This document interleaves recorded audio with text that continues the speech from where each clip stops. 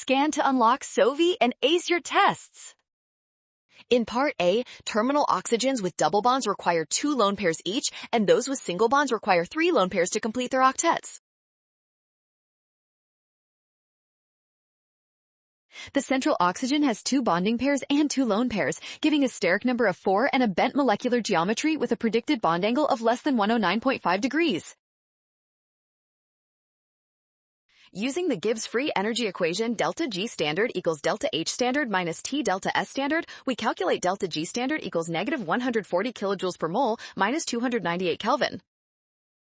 The negative T delta S standard term is positive. Lowering the temperature decreases this term's magnitude, making delta G standard more negative. Part E.